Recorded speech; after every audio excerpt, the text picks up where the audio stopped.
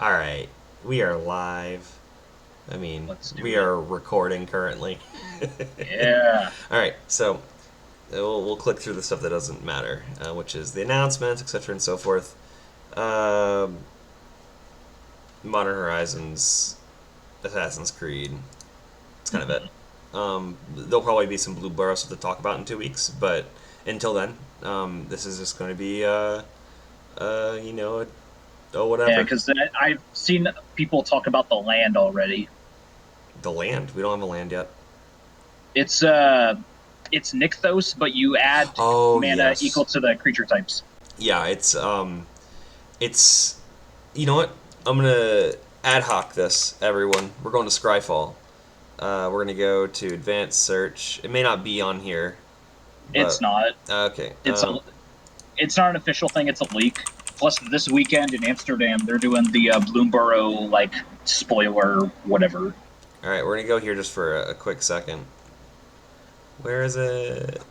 Not Row Quack, Crackling Wet, not Parting Gust. It's the other one. That It's card's super cool too. I wish it was red. 3 Tree City. It was yeah, that one. yeah. Three Tree City. For those of you who can't read it, it is. It says as Tree City enters, choose a creature type, add it taps for colorless, and two in a tap. Choose a color, add an amount of mana of that color equal to the number of creatures you control of the chosen type. Like you said, Nykthos, but for Kindred. Um, we're gonna try Yes. to get good about using that language. Yeah, for sure. Card looks good generically. I don't think it's good for our deck because I think at the point you have three dwarves in the field, you're probably in a blowout situation or a win more situation. And at that Yeah. point, it does not matter because you already have your red sources because they make treasures. That's Yep, just I that. agree. That's my take on it. All right, let's Now, put if it just natively tapped for red, I'd be interested. But like natively tapping for colorless, not. if It's it not better than that land that we're currently playing. would it, if it natively tapped for red to pay for a creature of the chosen type, a la Cavern of Souls. Like Cavern Souls, okay. I think I might play it, but the amount of instants and sorceries and rocks that we're on, I mean, it taps for color. If it only tapped for that color, it would still be iffy. If it tapped for colorless and that color and then Nykthos, I'd probably play it. I'd probably play it. Oh, Yeah, that'd be a slam dunk. yeah, because it'd just be like a good mid game grind card. Yeah, All right, that's more pie in the sky stuff though. for sure. Um, we're gonna talk about some playtest stuff later that I want to definitely want to pick your brain on. But otherwise, Mhm. it's just gonna be looking through the cards we got with MH3, and I think we've gotten our thoughts pretty well down on them so far since then. Um, we'll talk about all these lists on the actual Dwarf Day. Mhm. There's recent winners since May. And just a lot of folks I want to give a shout out to. We will have paper and online tournaments that we are promoting, but they're not here yet. But we have the highest win rate. We have the highest win rate in a year of Magic the Gathering. Not the highest win rate, highest conversion to top 16. Um, we get beaten by like three We things. also, no, I think don't we also have the highest win rate? No, I think Blue Farm still has that. Because I thought Mind Sculptors did a video recently, or no, that was also top 16 conversion. Yes, you Yes, are correct. we are literally the best at converting the top 16.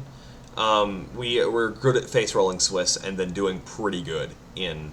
We have the problem that Rogside has, but slightly better than Rogside. Just not as blowout. Yeah, yeah, absolutely. All right, so fresh from the minds, we're just going to talk about the new cards. We'll just get straight into it. Save us some time. Sure. Arena of Glory. Um, what's your thoughts initially? So when this card got spoiled, I thought it was cracked, right? Mm, It is a red source that, just has somewhat of a downside if you're not playing a bunch of mountains, but otherwise, is good. And then also can just be a haste enabler for up to two of your creatures. yeah, Because you can split the mana up to between two creatures and give them both haste. yeah, The problem with that is the MDFCs, and if you are on Warping Whale like I am, have cut down your like your actual mountain count so much that this land almost always just enters tapped guaranteed. And while yes, there are other decks like Rogsai, just to kind of give some examples. I know Kinnan and Blue Farm are also playing them. Are playing the tapped Surveil lands that you can fetch for, Yeah. um, and they are completely fine with playing tapped lands. Unfortunately, they also have better colors as far as their interaction and their progressive gameplay goes. Right. That their card quality is a lot higher. Yeah. So I think that because our card quality is lower and this entering tapped, depending on the list that you're playing, this might be a little bit of a trap. I am going to go on record here and say that I have not given this card the full playtesting that it deserves. I do, have a copy for when that time comes, but as of right now, I am pretty happy with the land base, and I do not feel like tinkering with it. But yeah, if you were playing a card that is later on this list, I think this card is fantastic. Let's put it that way. Sure. I probably agree with that. Ooh, Disruptor Flute. Okay, so I'm actually really high on this one, despite not playing it. The biggest thing about me not playing it currently is that I just haven't had enough playtesting with it. I've gotten like 2 games with it, and it was okay in both of them. It's named a Lion's Eye Diamond, and it stopped their breach combo. Like, you know, Yeah. that's about like, I'm not gonna say the floor, because the floor is just, it has no targets ever, and you never get to cast it. But Right. that's kind of about what you can expect from this card. Now, the really cool thing is that you can name Kinnan or Sisei. You could even name, Shuko, if you wanted to. Talking about Nadu, who is a newer card out of MH3. Mm-hmm. The big thing about this over Pithing Needle is that it has Flash, and the spells cost 3 more. And I don't think people realize how huge of an upgrade that is over Pithing Needle. Okay. So I'm going to give you a little bit of pushback on that. I don't Sure. think the flash interacting with the spells casting. So spells with a chosen name cast 3 more to cast. So if they're tutoring for something open-handed, like with a tutor that has a card type requirement, right? Yeah, this card fucking demolishes them. There's like, oh crap, that's a 8 mana card I just played. Great, right? And that's Yeah. fine. But if they've already put it on the stack, and you're just like, oh wait, I've missed my window. It doesn't have an activated ability. I would have loved to stop that if I had clairvoyance, right? And that's the problem with this. I don't think you're actually getting that gotcha nearly as often as you think you are. Which is fair. But like I said, I've only played about like 2 games with it. So this is kind of going off of like my experiences so far. Sure. And a lot of the deck building philosophy that I have in regards to just my playstyle is ultimately, it comes down to a lot of like theory crafting. And this is a card I've theory crafted a ton of, and I would not be surprised if I just ended up putting it in for whatever reason. I also think that if you are looking at specific metas, so like my meta is so like overfilled with cards like Tivit, Sisei, Itali. There are super reasonable effects that this card just turns off that hoses all of those things. Sure. I think I Now, agree don't with get that. me wrong. Now, don't get me wrong. Disruptor fluting a time sieve when you're getting beat in the face with Tivit every turn to make the flute go away, that does not feel good. Right. Player removal is now But float removal. correct. The thing about that, though, is if you can, which, this is one of the deck's strength, if you can politic well enough with your opponents to essentially coerce them into helping you stay alive, sometimes those extra 1 or 2 turns is all you need to, sneak out a win somewhere. That's fair. There is a fair point with this of not being tutorable with Urza Saga versus Pithing Needle. I actually, while I do think that Urza Saga is one of the better lands, I don't think it being tutorable off of Urza Saga is actually like an upgrade and or a downgrade for certain cards, because ultimately it is not an artifact and it's not a creature. How often are we going to see Urza Saga? Right. So like you kind of, it's got like a very small percentile of like points for not being tutorable. Right. on it, right?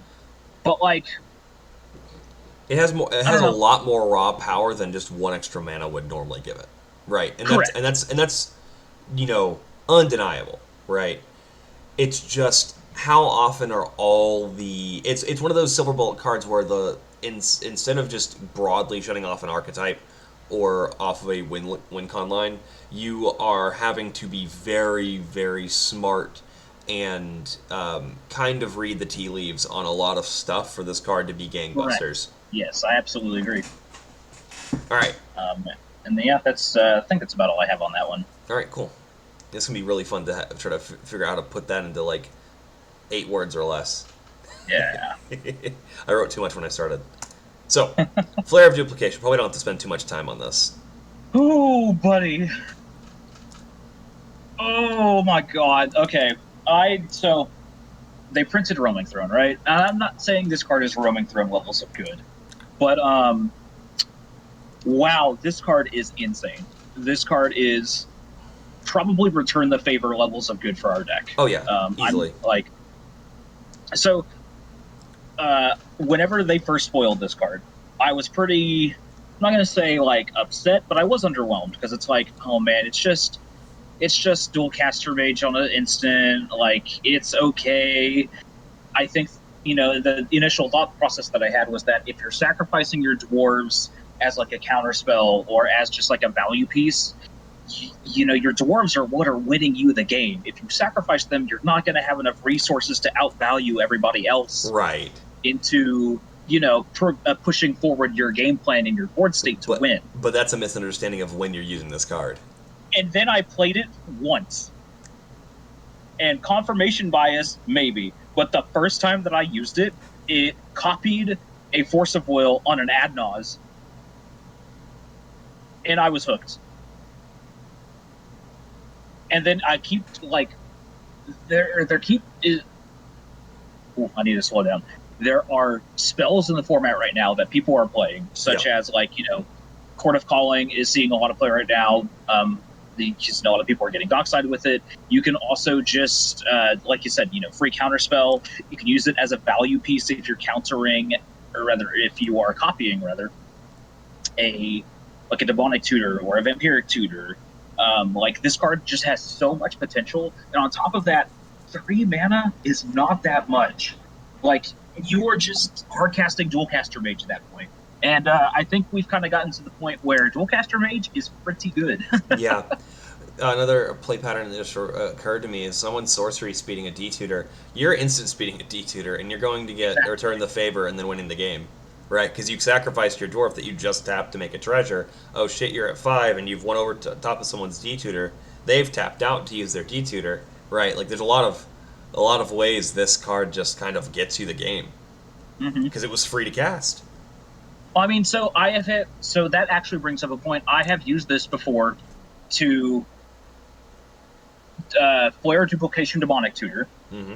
have my demonic tutor resolve, and then my demonic tutor goes and gets warping whale, and then I counterspell their demonic tutor with it. I guess it makes sense in a world where you are um, not able to win in any sense.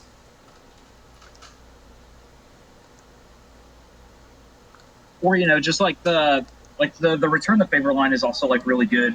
Because man, this we need to move on because I'm just going to talk about this thing all day. Sure. Let me. No, you're right. All right, Ghost Flyer Slice. Oh boy. I am going to have. I'm not sure if this is a hot take, but it is definitely a take. I think this card is super overrated. Um, I don't really think so. Yes, it is basically galvanic blast that cannot be um, blue elemental blasted or hydro blasted. And how good I is don't that? think Right. I don't think that the card is good enough off of that merit alone over the removal spells that we're playing currently. Right. Um, because sometimes, like, looking at the math on like games that I play outside of like a couple decks in the format, there's really not a whole lot of like good colorless things outside of the command zone, right? Everybody is trying to play lean, efficient, castable spells, Right. and multicolored spells are not it. And if it is a multicolored spell, like I said, it's in the command zone. And sometimes it's not even that. Like, sure, the Sisei player has Sisei in play. This thing still costs 3 mana. Or Najila is in play. It still costs 3 mana, despite being a 5 color identity. Right. Um, and then sure, sometimes like with Timna Krom being so prominent in the format, this card kind of has legs because of the amount of times that Timna is just going to be sitting in play, or Krom is going to be sitting in play. But it goes back to the point of if you're looking at this and we are building a deck list off of the theory crafting of quote unquote no bad cards. Right. I think Lightning Bolt is just better because it is guaranteed Right. just 1 mana. And I don't think that we would likely be considering it if it wasn't for our bird friend, bluntly. Correct. And even on top of that, I think the deck is just good enough against Nadu currently that I don't care about this. Right. A lot of the times that I've played against Nadu, I really haven't had an issue. The only time that I have lost against Nadu is when my opponents didn't know what the deck did. Right. Like, for example, a couple of the rounds that I've played in tournaments, I've had people not force a will, like Skewed Swarm, with a known force of will in their hand. I have had people not Glenelenter Archmage, which is a counterspell on a creature. Yep. I have not had them counterspell a Lightning Greaves with Nadu in play, Right. and then we lost. And it's like, there was no amount of essentially shouting at that point. Because, like, what do you mean you're not going to counterspell this? Mm-hmm. But, like, I think our removal is good enough and our game plan is fast enough versus Nadu that it's really not, like, an issue. Yeah, I think I agree. Like, I think if I was going to play a 3-mana answer anything, I'd just play Chaos Warp. Exactly, right? Right. Speaking of a very narrow burn spell, or interaction piece, rather. Ooh, this card's not very good. This card's not very good. Yeah, no, you don't even have the option of doing anything interesting with it later. It's just one mana bad spell sometimes. Man, do you really hate Timna Krom in your meta? Just hose him. You want to kill him dead? Sometimes. You don't want to use a better burn spell? Do I have a card for you? Yeah. Did you also put Tarnished Citadel and Ramanop Ruins in your deck to cast bad spells? Well, good thing we're getting rewarded for that. Right. I was just like, even in a world where you're on the Warping Whale, I'm going to say Fever Dream that you were on for a good bit. I mean, look, I don't disagree. Right. We all have that card. Right. But and even in that context, I don't think that you would be high enough in this card to cut something for it. Yeah, it's like I have gone to the effort of just putting all of these random colorless producing lands in my deck so that I could for sure have mana to cast Warping Well, and I'm still not casting a colorless spell with that's not Warping Well, right? Right. It just doesn't do anything against the vast majority of the things we need to answer. And I'm not that afraid of Culling Ritual. Ooh, that's a bold statement. Yeah, if Jund wasn't the worst fucking deck in the format, maybe I would. The worst top table deck in the format. It is almost as bad as Crick, which is the worst deck at the top table. If Korvold was doing anything, maybe I'd care. Like Jund. Yeah, I don't disagree with that. The numbers don't lie. It's just it ain't putting up. Anyway, next card. You'll have some thoughts. So, red Rhystic Study, huh? Kind of. Red. So, I was probably I don't want to say the biggest fan, just because I don't like talking that much. But oh boy, was I excited for this card when it came out.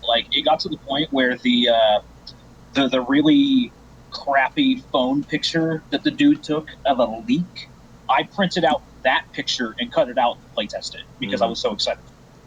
And then like playtesting happened. It was pretty good. It got me, a couple extra dwarfs for free. It got me some removal spells. And then I was like, all right, I have a tournament coming up. I'm going to put it in my deck list.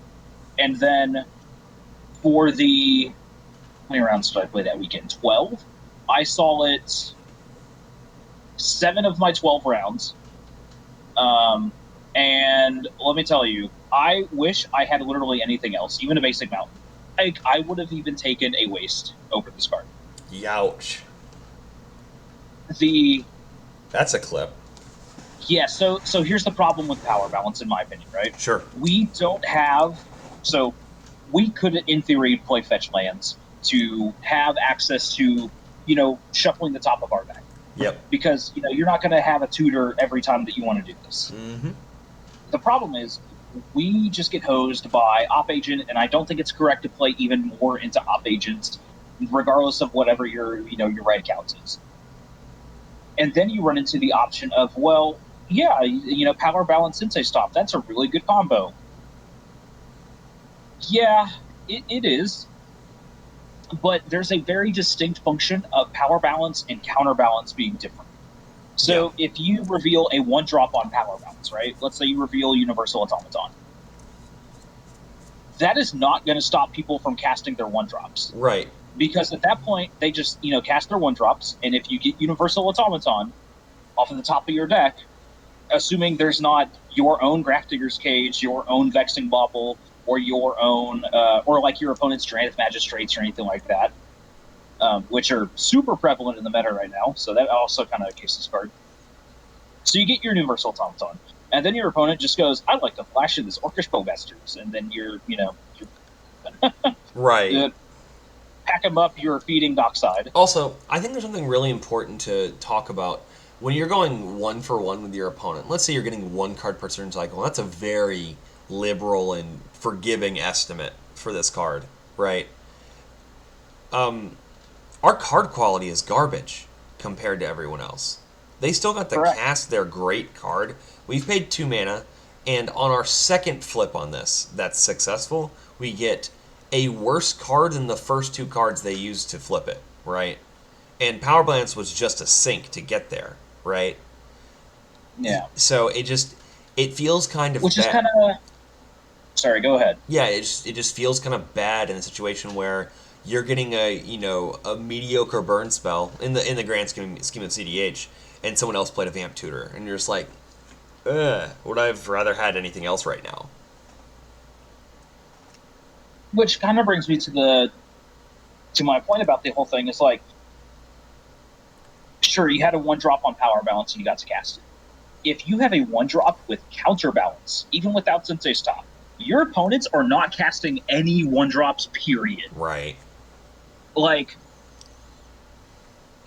so power balance, all it does is reveal free information to your opponents, and counterbalance is literally saying, hey, if you cast something, I don't care what it is, I will counterspell it. Right.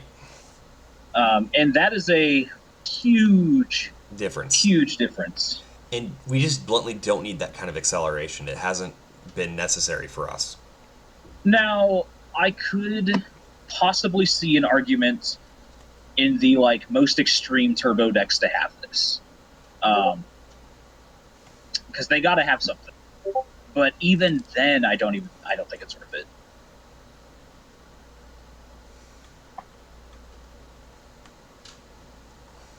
Yeah, no, I think I agree. It's like I'm gonna turn on streamer mode so I don't get beeps. Didn't realize I thought streamer mode turned on by default. There he goes. Nothing. No more beeps. Sorry for the beeps, friends. All right. I haven't heard anything. Okay. Well, it'll be in the recording. It'll be fine. So, another bonkers card. So when they spoiled this card, I was like, oh, cool. It's got some niche applications. It pitches to Chrome Mox. It's just, we can cut another mountain. And then we rebuilt our entire deck. And then we rebuilt the entire deck. I cut Tempting Apple for it. I cut Goblin Matron. I cut Goblin Welder. And now we are playing Chaos Warp and Zoya's Justice, which is a sentence that somebody has spoken in 2024. Right. It's The year of our Lord. Show needs to stop making such good points because soon none of my meme emojis are going to make any sense. Yeah. And then like because so I had discovered a line previously in Zoya's Justice and Dualcaster Mage where you know have the Masculine Nexus and you know you essentially start making infinite bolts. And then for some reason, I just didn't make the connection to this card. And Show came up to me, he was like, "Hey, that combo that you did, yeah, we could do it with our lands now." And I was like, Right. "Oh, Is well." is there? We'll talk about winter in a bit. Like, but does that on its own just kind of make this an auto include in every single list at this point? So the problem is, I don't think Chaos Warp is an auto include, and Zio is certainly though, right? I haven't had enough games with Zoya's to say if it is or not, Sure. because I previously was not playing the card. Okay.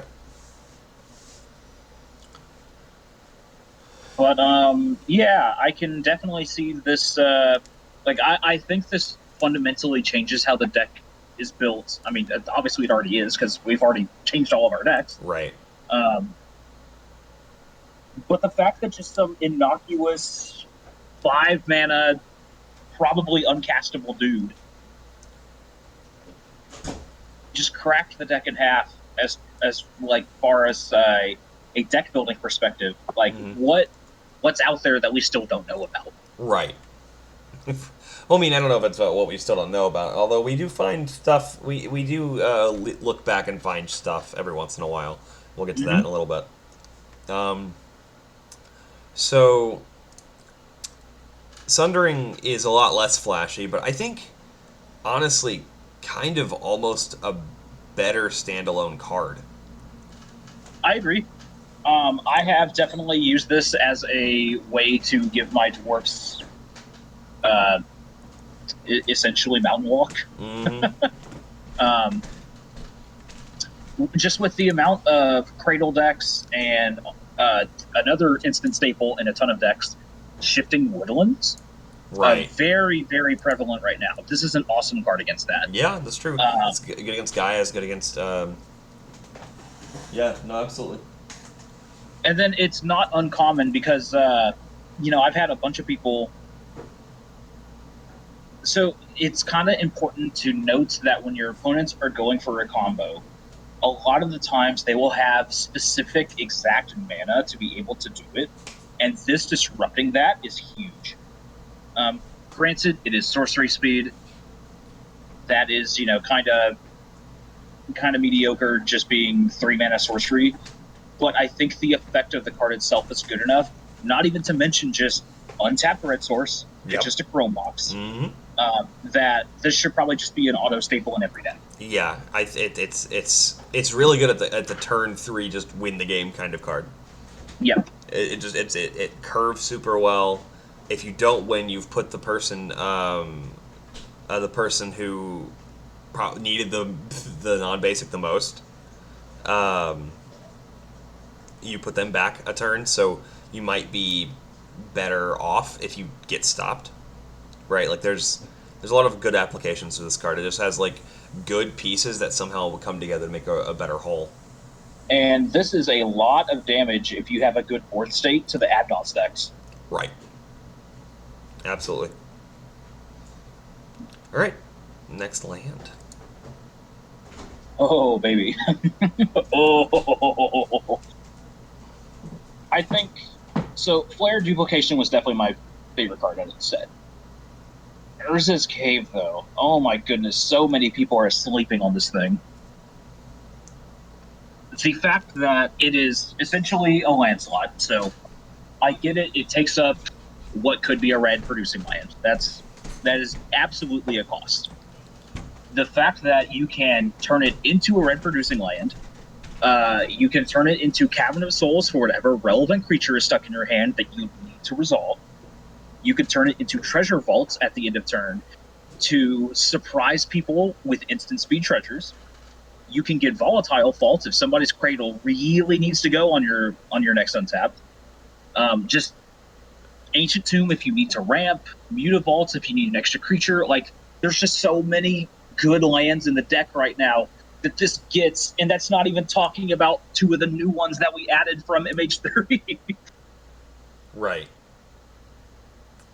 It it just gives us a lot of tools. It toolboxes a part of the deck that we couldn't previously toolbox. Exactly. And it's kind of got the same argument in Urza Saga. It is a land, it is not an artifact, we are not tutoring for this thing. But every game that I have an Urza's Cave in play, and, have access to another big one, Fomori Vault, Yeah. I feel like I cannot lose that game. Yep. It just like you get so many tools and so many options and like when we find alternate ways, it's why I'm so high on Imperial Recruiter, right? Um, because we get more ways to do the toolboxy aspect of our deck without blowing treasures, which gets us closer to our win while still doing the thing we need to do in that moment. Which Exactly. that can't be bad. Like, in fact, it's pretty goddamn good. Mm-hmm. Especially in conjunction with probably whatever the next. It's probably the next slide. I have to imagine. Oh, it's not. Oh, okay. We'll talk about that later then. Yeah, no, they're in the commander part. Okay. That makes sense. Yeah. So, Vexing Bauble. I was not very high on this card whenever it came out. Mm-hmm. We have a lot of free spells in our deck, including a bunch of the new ones that just came out, like Flare Duplication. I know a couple people were looking at going back and re-adding, their Mox Diamonds and their Chrome Boxes. And like, we have a ton of free rocks that, that's kind of how we just get ahead of our opponents with the mana advantage. Mm-hmm.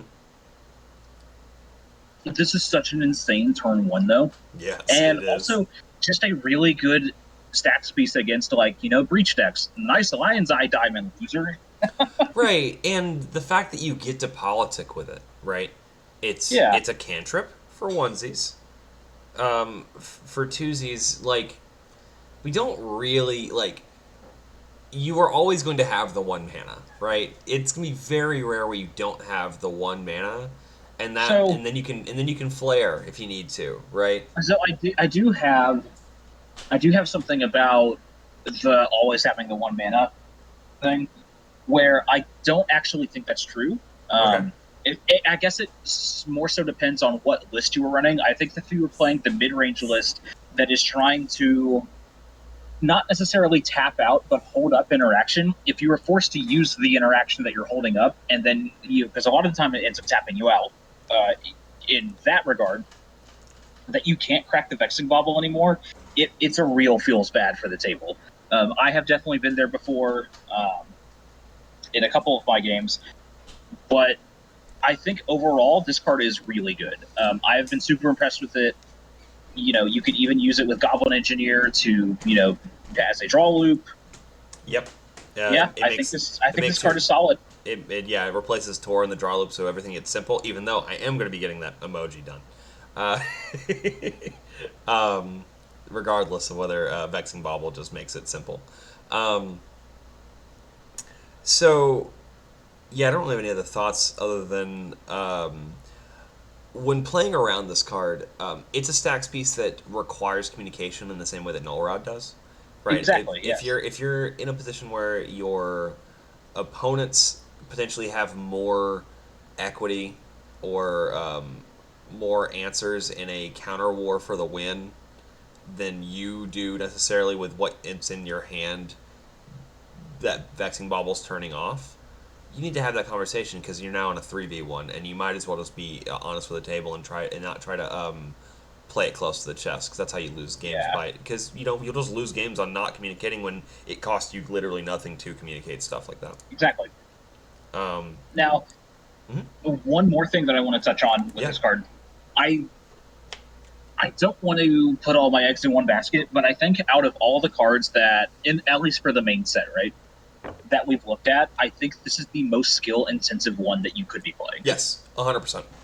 I think Because all stacks there are pieces like that. sometimes when you just have it in your in your hand, right? Hmm. And you have a Noble Rod in play, or an opponent has a Blind Obedience or a Manglehorn, so you can't be able to, crack it for at least a turn rotation. That is such a high risk factor for the table that you really need to know what you are doing and what your opponents are doing before you can make that decision. Right. And like again, communication is key. Like it's Exactly. better to go heads up on a card that you were going to play anyway, so they were going to know you have it. Um, and you not playing it and forcing an opponent to play around it um, is okay. It's just Yeah, it'll work out in your favor more often than it won't. absolutely. All right, last card on in the main set. So I did some math here that I want you to look at before you. Well, what's your general thoughts on Winter Moon?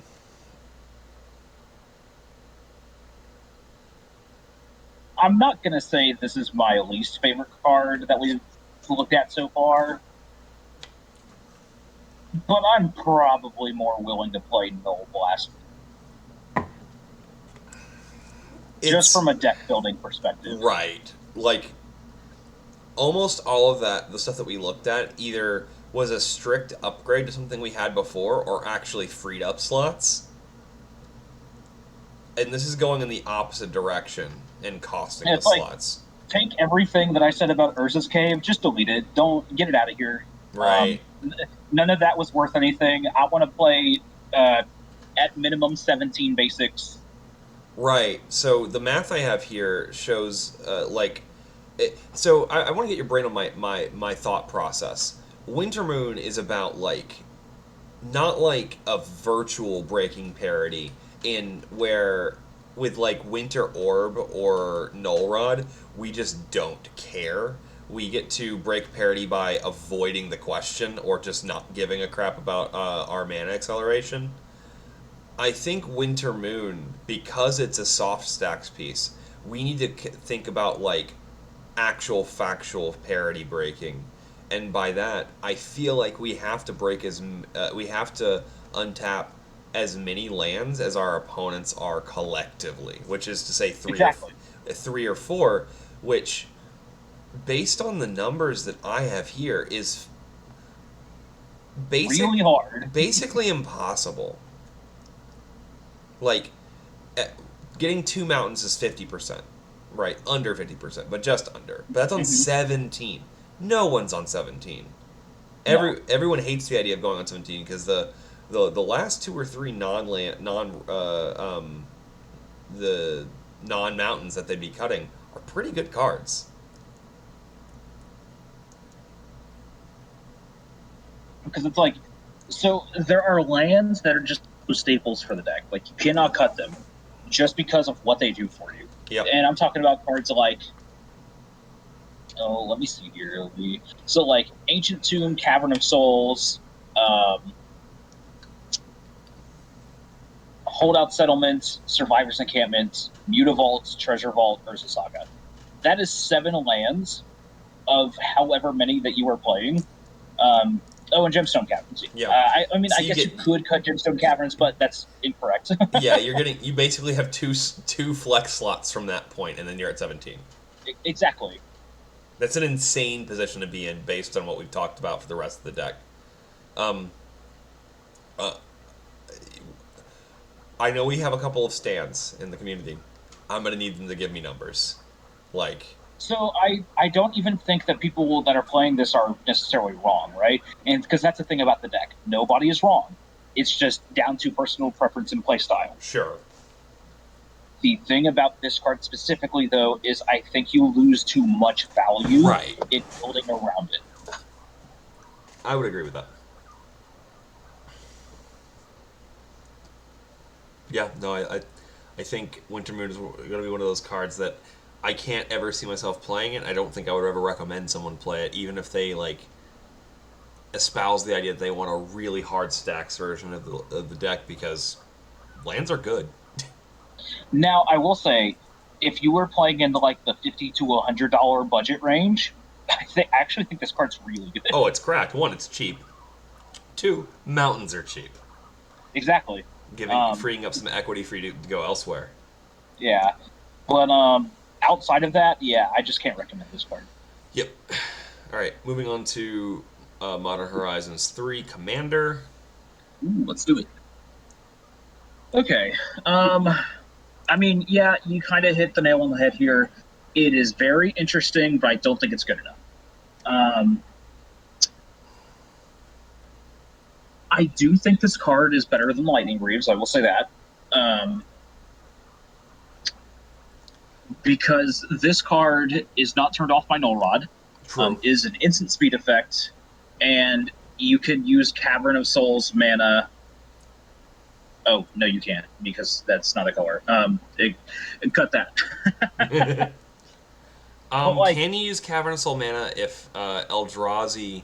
Wait, does it make all cards, or is it all creature cards in your list with Masquad?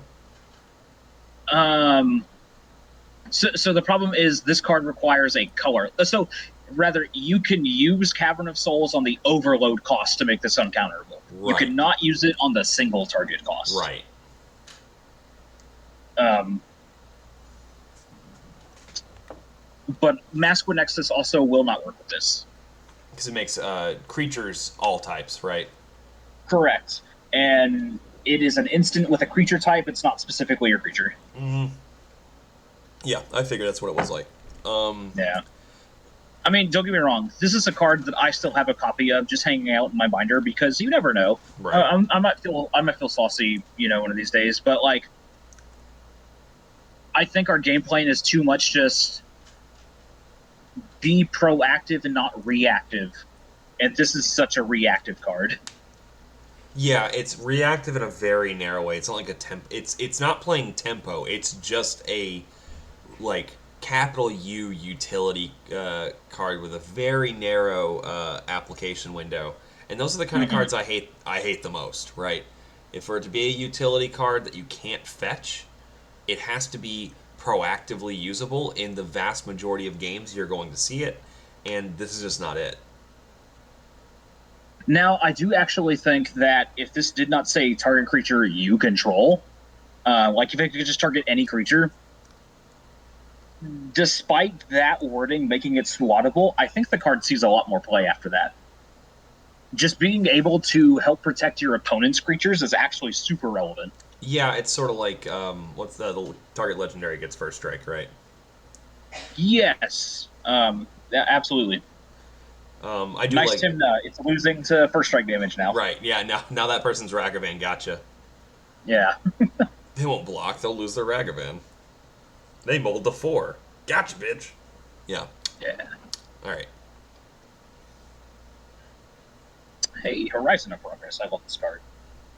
So I think that this is really good. Just as a to a T. Yeah. This has a very specific wording on the land part, or for the mana ability part, where it adds 1 mana of any type that a land you control produce. It is not specifically 1 mana of any color.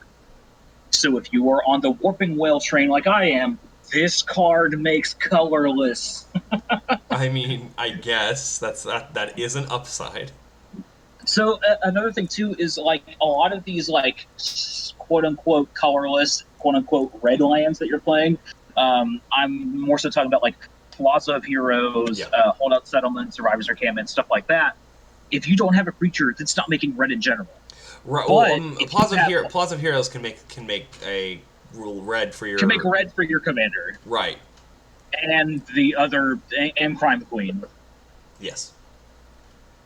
But the cool thing about this one is, let's say you have a, like holdout settlements and no creatures in play, and then you play Horizon of Progress. Just because the holdout settlements has the red producing mana ability on it, regardless of whether you can activate it or not, Yep. Horizon of Progress now makes red. It's exotic orchard. And I think yeah. Exactly. And I think that just being able to increase the power level of your own cards in a land slot, essentially for free, is very cool. Another thing too is like, sure, the pay 3 mana, put a land from your hand into play tapped. It's okay. It's not the most exciting ability. You get to activate it every once in a while, and you feel pretty good about it. But overall, that's just kind of like icing on the cake. Yeah, it's the most trinket text from everything on the card. Exactly. I'm generally wary of adding more cards that aren't slam dunks that can't be your first red. Yes, that is a super valid point. If it is not your first land, or if it is your first land, this card basically does nothing. Right. Which is a real drawback. I have not currently had that come up in games. I've been playing this since Image 3 came out. Sure. TBH, but like, yeah, I think this card's really good. And not to mention, sometimes you just need card draw. And like, if you are flooding out, this helps you. If you are trying to dig for interaction, this helps you. Yeah. I think this card is just really good overall. Yeah, as someone who leans a little bit staxier and a little bit slower than the average list, I can see the value. I'm gonna have to. Someone's gonna have to walk me through play lines, though. I think a little bit later, because I'm a little bit worried about the loss of red pip, because that's where it would be. I'd basically have to like cut volatile fault for this. So one thing I do want to touch on real quick is that if there is a, which it's not super big in the meta, but there are some decks playing it here and there. If there is a Yasharn in play, you cannot make mana with this card anymore. All you can do is pay 3 mana to put a land into play, and because Yasharn specifically has text that does not stop you from sacrificing lands, you could just use this as card draw, essentially. So, like, even when you have the problem of, like, oh man, I can't pay life to anything, or I just don't have the life to pay, crack it, draw a card, get, start getting some value off of it. Go for it, dog. I'm sorry, what? Yasharn means you can't pay, right? Correct. So Yasharn, let me pull up the actual like text of Yasharn. So Yasharn's ability says players can't pay life or sacrifice non-land permanents to cast spells or activate abilities. Gotcha. The problem with fetch lands is not the fact that you were sacrificing something, it is the fact that you were paying life. And because you cannot pay life to activate the mana ability on this card, you cannot make mana with it anymore. Right. But it does not stop you from just getting it the hell out of there. Yeah, okay. Makes sense.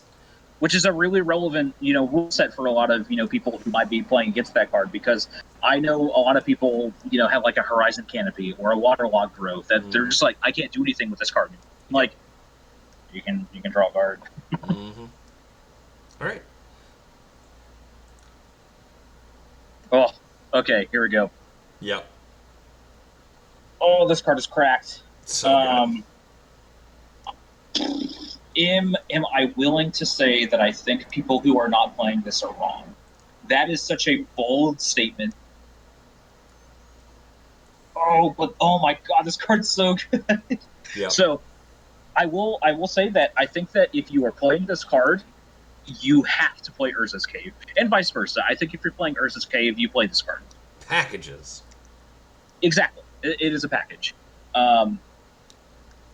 The fact that it enters untapped, so regardless of whether, you just play this as your land for turn, or you put it into play off of Horizon of Progress, not Urza's Cave, because Urza's Cave specifically doesn't play tapped, but this is an untapped land. Yep. So you're not having to waste resources on like Boseiju or Otawara of not playing your lands. Yep. You still get to play your land. Mm-hmm. You get to phase something out, which is super relevant. Yep. It kind of more so depends on the pod order for certain decks. But I think there is enough variety in the format of there are creatures in decks right now that you don't want around for your turn, but you want them around for your opponent's turns. Right. And this is so good for that. And plus, like, it gets around Grand Abolisher effects. It can go around, like, Kutsul from the, Sensei players. Yeah, But, like, oh my god, I cannot get enough of this card. Um, this is this is slam dunk. This is one of my favorite designs that they've ever done. Period. yeah, it And I think they is. should do more of this. This is super strong.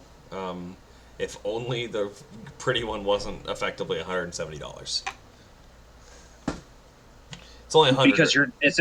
Because you're essentially just buying the entire precon at that At point. that point, you might as well. If you're gonna spend I mean, 100, that's what I did. I Um, didn't do it. I'm regretting it right now. so it looks like there are some listings in the 60s and 70s right now, Yeah, that might be it. I mean, because I'm which not. is still not great. No, but it's a premium product that sold out practically immediately and didn't get into all the stores it should have. It had a limited print run and didn't have a rerun, which is frustrating. Oh nope. Lowest listing is still like $90. Yeah, I might just go Um, go to Cool Stuff and buy one. so I don't. I mean, full transparency here. Whenever MH3 came out, I was one of those people who just spent $200 on the entire deck just to get this card. Yeah, Like, like I had not even thought about putting Horizon of Progress in my deck until I opened it out of the precon. right. But like, if that was how sure of Talon Gates that I was, that I was Mhm. like, I don't even want to try playtesting the cheap version. Just give me the one that I want. This is an auto staple. This Mhm. card is busted.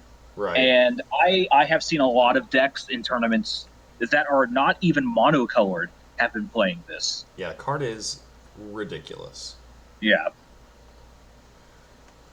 this card is busted. Yeah. All right. We don't have a whole lot more cards to talk about. A few cards in AC3. It'll have been released by the time we get into the game, or into the Dwarf Day. So I went ahead and put them in the live cards, as it were. Oh yeah. So Abstergo Entertainment. It taps for colorless. One taps for any one of any color, and then three exile the land. Return up to one historic card from your graveyard to your hand. Then exile all graveyards. It's It's Buried Ruin with upside, and most lists aren't even considering Buried Ruin. and haven't Now, since don't like get me wrong. 2022. Exactly. Now, I think the effect is cool if you are playing like an Urza's Cave, like you were trying to maximize the amount of value Urza's Cave is going to get you. Right. But the problem is, it all goes back to what colorless lands do you really need to be playing. Right. And on top of that, if you are using Urza's Cave to get this on a turn that you need it, as opposed to like setting up for a turn, oh, you're going to be so disappointed. Right. Because the enters tapped, right? Mhm. And on top of that, like, sure, getting something back from your graveyard is cool, I guess. You get like 2 or 3 extra cards just because it doesn't say artifact specifically on it. But yeah, I don't think this is going to see a whole lot of play. I could see the people who are, you know, still playing Buried Ruins, because there's a couple of them out there. Right. Buried Ruins fans, I see you. But just play Abstergo and Entertainment after this. Yeah. I mean, I think this is just kind of a mediocre card that looks better than an even more mediocre card. Yeah. Like, I don't even think Sisei's going to play this. No. Oh, no. Okay. I I have some thoughts about this one. I think they neutered it. I agree. So here's the thing. I think that if the card did not have the sorcery speed effect on it, or the activation speed on it, Oh man. I think that it would be too good. I think that, like, I'm not going to say it's bannable, but it is up there in terms of the power level of cards that Wizards of the Coast should not be printing. Yeah. I mean, People hated the send Espe- triplets in casual, right? Especially for a modern legal set like Assassin's Creed. Yeah, I don't think the card would be like if this was a commander card, right? That's something. But this card would literally destroy modern. Exactly. Because now Tron doesn't have to worry about counterspells anymore. Mm-hmm. It's like, oh, did you counter my apple? Get get wrecked, loser. Take this to 2020. Yeah, enjoy this thought knot or whatever to the face. Yeah. Now I will say, memory jar. This is not. That is correct. But I'm currently playtesting this in a couple of my games. I have not seen it yet because obviously you're not going to tutor for this, and if you are tutoring for it, you are just asking to get blown the fuck out. Yep. Um, the amount of times that you win the game is mostly going to be on your turn anyway. Look, I'm not saying that the instant speed win isn't happening, but Right. I do think there is relevance in just having this as like a 4 mana. Some person doesn't get to cast spells on my turn. Right. I don't know if that's the direction that the deck wants to go in, but hopefully by the time that a lot of people start looking at Dwarf Day, I'll have some more information on this that they can ask me about. But as of right now, it's very theory crafting. I think the card has legs. I'm trying to see if it can use them. Gotcha. No, I like. There's a lot of powerful text in this card, right? And they were like, okay, what ball and chain can we wrap around its legs so it doesn't ruin everything? Exactly. I'm It's like that. It's like that Vince McMahon meme where like you read the first line of text and you're like, oh, you start smiling a little bit, and you read the yeah, next yeah, one, yeah. you're like, okay, your grin's getting bigger. And then you read the next line of text, you're falling out of your chair, and then you read activate only as a sorcery, and you're like, oh, well, I guess that's cool. Right, right. Really, really took the wind out of our sails with that. Exactly. But like I said, I'm gonna try it out. I'm gonna see if it does anything cool for me. And like I said, I'll hopefully have some more information on this one. Cool. All right. Last card. Smoke Okay, bomb. so this is this is a really interesting card. 3 mana is okay. I think the card is costed well. I think 3 mana is fine. It having flash is super relevant, Yeah. and it just being a blanket all creatures have shroud as opposed to something that can be swatted or anything like that. I think there's a lot of A pluses on this card. Right. The problem is you are never comboing through this ever. Right. Um, You can batter because Golem away. because so here's the thing with that though. You can batter Golem to make infinite treasures, but as far as killing people goes, I believe every combo in the deck requires targeting a creature. Um. Whether Chaos Warp or Zoya's Justice, um, I guess you can get around it if your Goblin Engineer just already has haste for some reason, Right. Well, I or it's mean, like it's already in play. So no, you can't even do that because you'd have to turn it into an artifact. yeah. No, I think you're right. So I guess what I would say is that at the point at which you're comboing off, or like in a position where you can combo off with infinite untapped treasures,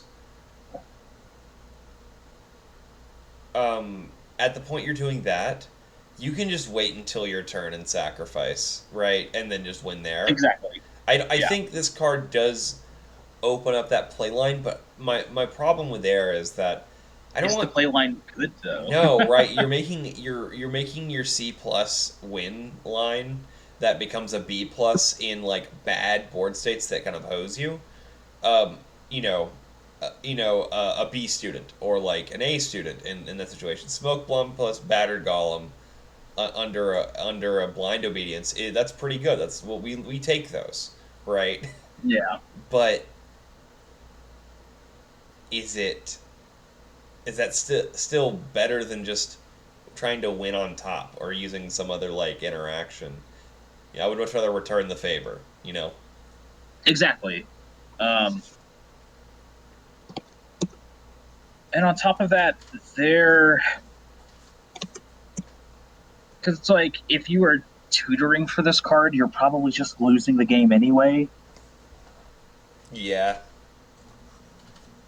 I would agree. And again, I have a card printed out for playtesting purposes. I haven't made it through it yet. I'm giving the apple its fair share, but this one will be very close behind it. I think it's better than Apple, just I think on pure rate, you are correct, or yeah. like pure playability.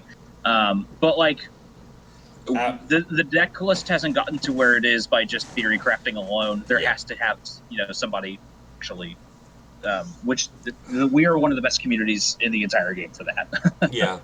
I will say that they, going back to the Apple for just a second, they seem to be okay with printing not memory jar, just generally. They printed it in Memory the vessel. memory vessel, which was a not good card, but it was close. It had good text on it. Again, the only thing that shot it in the foot was sorcery speed. They need to go lower to the ground so these cards aren't so oppressive, but do something um,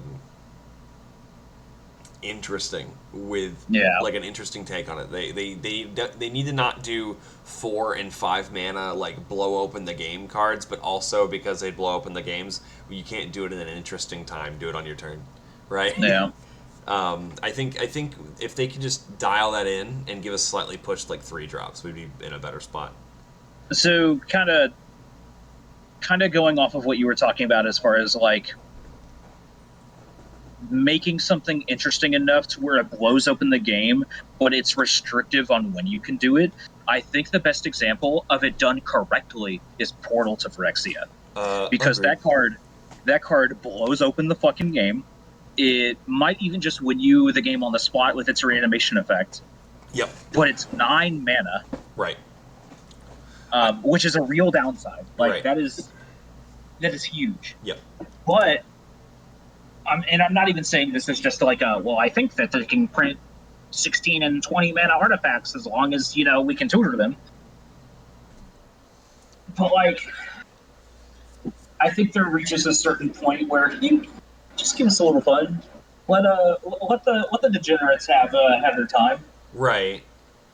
I think there's going to be a time, where a point at which, Spine and Portal aren't optimal anymore because they printed even dumber artifacts at that in that, tier. Yeah. And that's going to be a great fucking day. Oh, I absolutely love that we have the birthing pod problem, but we're not good enough like birthing pod for them to care.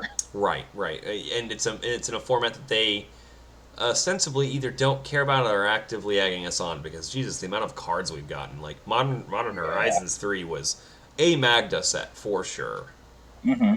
All right, I think it's the last card I have. Bloom. Oh no, we have Looking Back. Yeah. Yeah, you have the cards that we haven't talked about yet. That we haven't talked about in a while, or have been tested with their older cards. So let's talk about Warp. Actually, let me. Oh boy, this let one me, was Mox time. Mox, okay. might be in the wrong order, but I'll fix that later. No, you're good. So, Chaos Warp. So this just kind of got like from the deck's history. This card was cut from a lot of lists because the just the rate that it has at 3 mana, Right. and the effect of maybe giving your opponent something better was just outclassed. Right. There's better removal spells. There's permanent removal spells, quote unquote permanent. It puts it in the graveyard. Mm-hmm.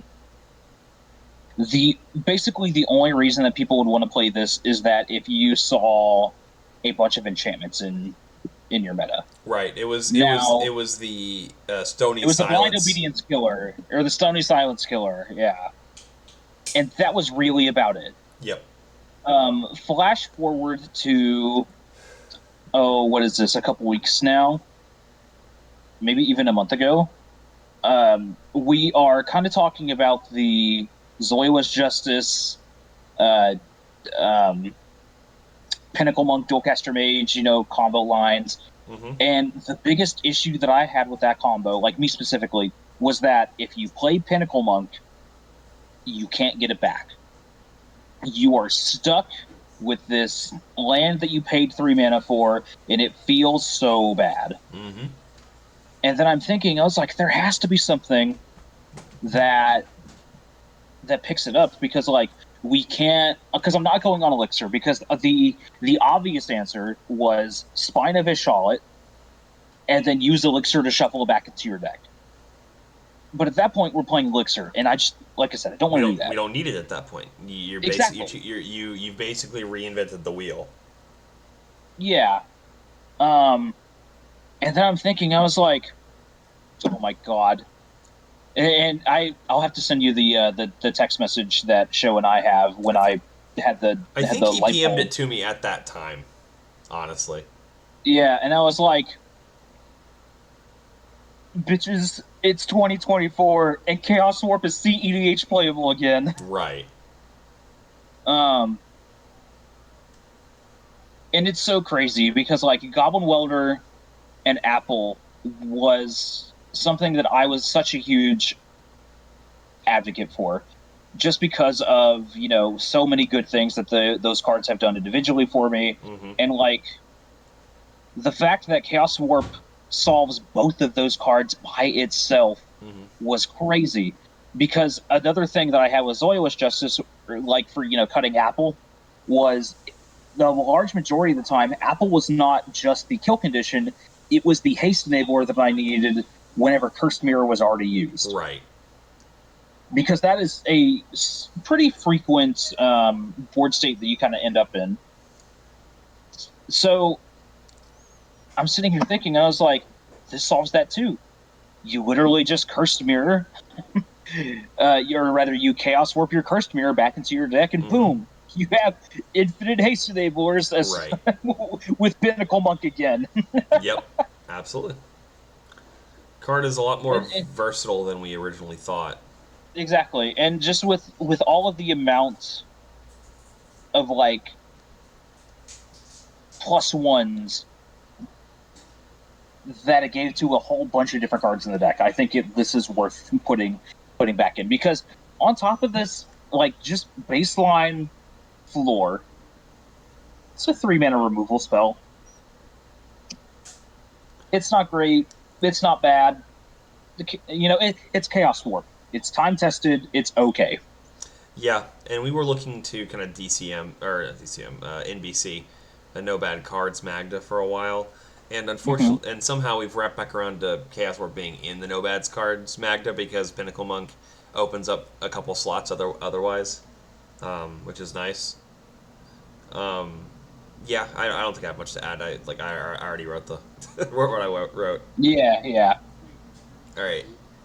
Oh, I guess they're here. I guess I'll put them here. I'll move it around. Don't worry about it, kids. So, Gotcha. um, I think the because of the MDFCs, we've gotten two more land slots that pitch to Chromox, which just kind of raises its stocks. It was already playable. It was probably almost a staple, if not a staple. Now I think unless you're on the Winter Moon variant, it is for sure a staple. A staple. Yeah. Yeah, I don't. I think not running it is a quote unquote mistake. Doesn't matter what speed you're going.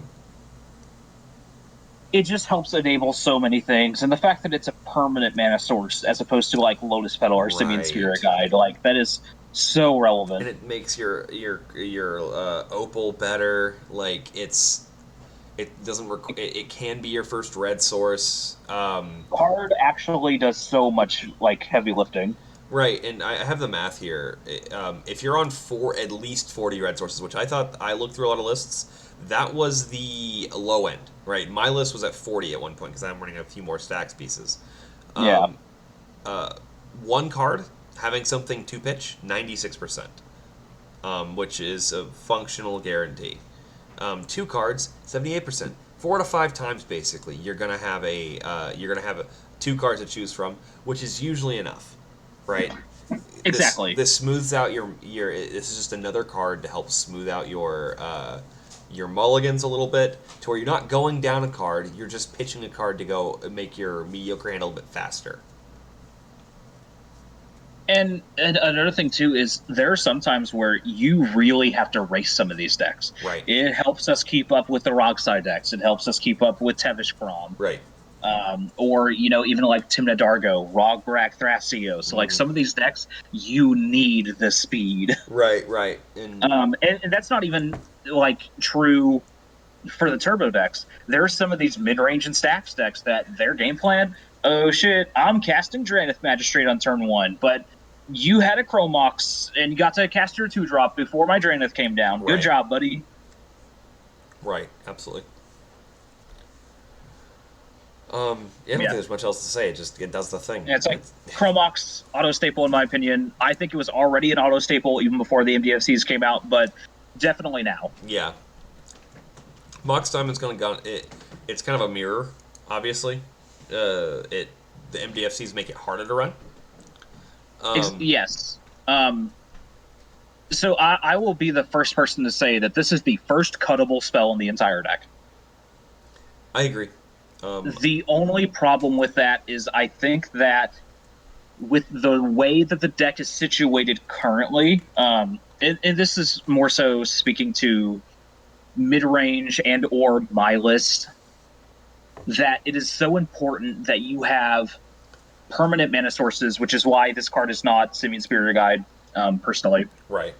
That you can turn your colorless sources, like if you just are super mega punished for whatever reason, into red sources.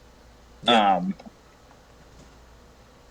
And while I don't think that's a great argument, I think that the speed factor is there. I think that if you are having the game plan of like Fomori Vault, the One Ring, another, talking about a separate card further down since they stopped, that it helps out not as much as Chrome Mox, but there are definitely some times where if I didn't have the Mox Diamond, I was not casting a bunch of my spells.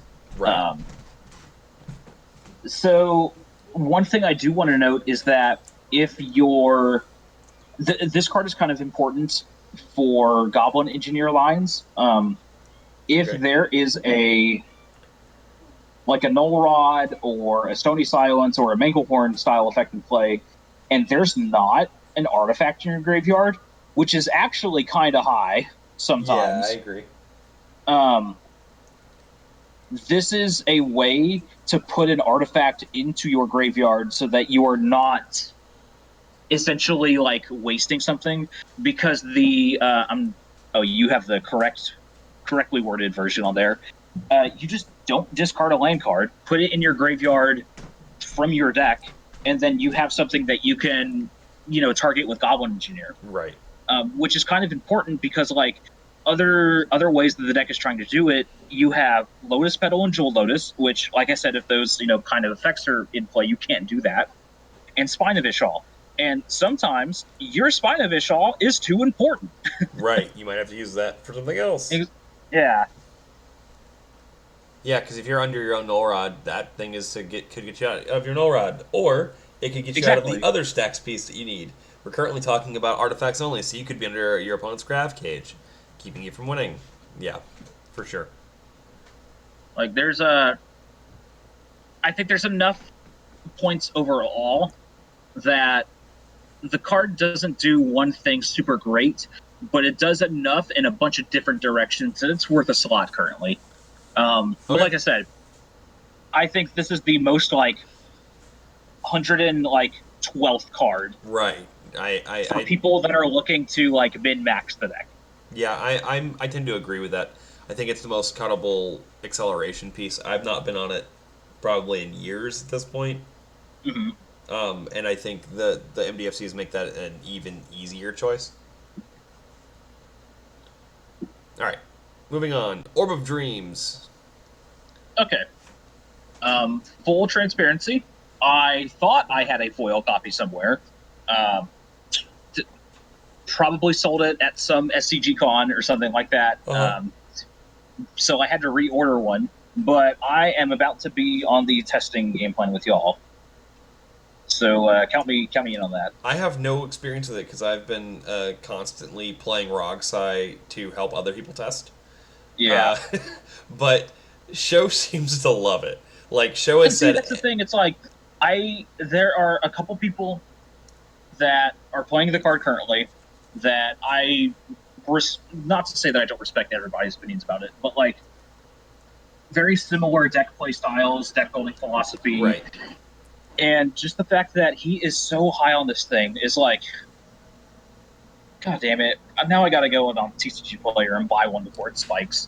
Yeah, no, I told people earlier, get your before it was a $10 card, now it's a $16 card, and that's 100% because of us.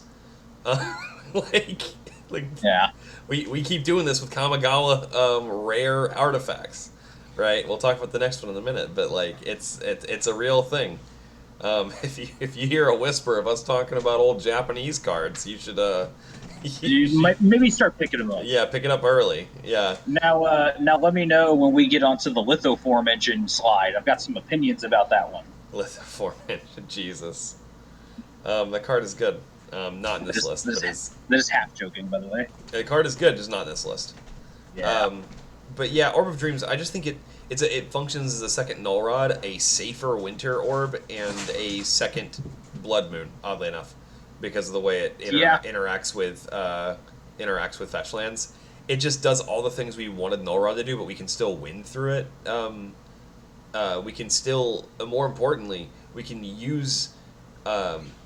It shaves down the battered golem line by one card if you're running enough tappers, right? Mhm. It still needs battered golem, but it doesn't need battered golem and blood boiler. You can use battered golem, maskwood, and literally any consistent tapper, which is the vehicles. And Yep. I think that's a good enough upside. But yeah, I think this card is just again from like a theory crafting kind of thing. I think this card is very interesting. I can see this doing a lot of work, but it is definitely in the select slot portion of the deck and Oh not yeah, the wow, this is crazy. I mean that's the nature of all stacks cards. Like Exactly. right, all of them are functionally flex cards because your game plan, you cannot win by slowing your opponents down, or you cannot. The goal of slowing your opponents down is a means to an end, so it has to be reflective of what you understand about what your opponents are doing. Exactly. Um, which is, I guess, Stacks 101. But some people might just think, no, run all good Stacks cards or run more Stacks cards. And that's how you make a worse Magdalist, for sure. Yep. The hard Stacks variant it's something. I used to do it. It's not as good. I will say it is performing pretty well right now. I mean, I'll take it. I'll take all versions of Magda performing well. So Rust special of those cards are not on it. Okay, bud. Um, that's so funny. I mean, Um, I did give you a spot where you could talk about that. yeah. So I keep saying this. I have a lot of opinions about this card. Yeah? So I think that again, from a deck building perspective, Wizards of the Coast has given us enough cards that the quote unquote no bad cards variance of the deck is getting closer and closer to becoming a reality. Sure. If not pretty much there already. The thing about that is Sensei's Top, if you are playing just gas, will help you dig for that. Right. Whether you are looking for removal spells, or you're looking for extra dwarves, or even just your second fucking land. Right. It helps smooth out your hands. It is now. I'm not going to say that it is the best slot that we could be using for that, but as far as just something nice and simple goes, I really like this card. And another thing that is kind of important that I don't see a lot of people talking about, just because of the amount of time it takes, is that you can specifically start drawing singletons in your deck with the risk of drawing vital combo pieces that you still need in your deck. That's actually a very important point that I hadn't really considered. That it is effectively filtering out your Because, like, let's say you need specifically Dualcaster Mage, but if you draw something else in your deck that you need, like Curse Mirror or something like that, well, now you're just done, yeah, you right? can't win. So you can activate Sensei's Top and to look at the top 3 cards, and if Dualcaster Mage isn't there, just activate your commander, fail to find, and then activate Sensei's Top again. It's rinse and repeat until you see that Dualcaster Mage. That's fair. That's interesting. Um, I and, hadn't thought and, about and that. a lot of the times people shortcut into like, okay, we see what you're doing. What card do you want? And then if they don't do it, there's probably a safer line for you to take.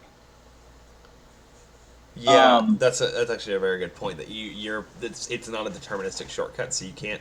If they make you play it out, you have to. exactly. But that being said, don't let them know it's not deterministic.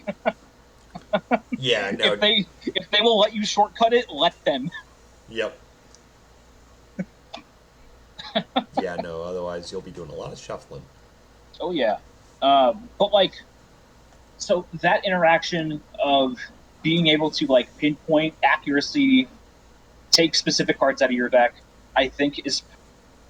I don't want to say it's enough to play the card by itself, but I think that the amount of value it gets from you specifically in regards to your deck building, um, you being the person that this is referring to, not specifically, Drew or me or anything like that. Sure. Um, might be worth a slot. I can definitely see cutting this card. Like, I don't think this is an auto staple. I don't think this is a warping whale levels of I'm going to try to build my deck around it as much as possible. Sure. But like, it's pretty good. And just on top of that, it is a draw outlet. Right. Like It's that. just another one. Yeah, the draw outlet thing is cute as well. I don't think I need 3 of them though. Yeah. So the thing about it is that like it is a draw outlet through masculine or through masculine nexus not being there, and for goblin engineer vexing bubble kind of situations, and it is also a draw outlets through Grafdigger's Cage. That is true. Because, like I said, you can use the One Ring um, up to a certain point. Right. And then there are definitely some games where I've played where I've, just started activating the One Ring to start drawing my deck, and then I'm like, oops, I drew something I didn't need to. Yep. No, I think I get you. I see the potential of the card for sure. But like I said, not a staple, not something I recommend to everybody. But yeah, I like the card. All right. I think this might actually be our last card. So, Ooh, the spice is not nice. I agree with that. yeah, it So the problem with the way that I have been experiencing this card from my pretty extensive playtesting on it is that if you are winning the game, this card is great. If you are losing the game, this card is awful. And right. then sometimes it loses you the game when you're winning. Right. The tutor for Drana thing you just get got. Mm-hmm. Yeah. I mean, I think it's just as simple as I do not want to give Blue Farm a 20% win percentage. Yes. Like just a free 20%. Because so many people are not playing Magus of the Moon and Blood Moon effects because they, have this thing about like, oh well, I just play this Blood Moon or this Magus of the Moon, and then my opponents go tutor for Dockside. Yeah. This Uba Mask though, Uba Mask is fantastic, and it's like, how is the disconnect there? Because now your Right. opponents are just going to get Draenith Magistrate, and instead of them having mana, now they're just saying you can't cast spells for the rest of the game. Right, and that generally is it's a slower win, but it's usually a safer win, right? Also, Blood Moon stops your opponents from casting those black spells. Because, like, so if you turn one Ubabask, it's not doing anything, right? But if you Right. turn one on Blood Moon, oh my goodness, you are so good. Mm-hmm. Yep, it's about You're as good as a null demolishing rod. people Yeah, left and right. absolutely.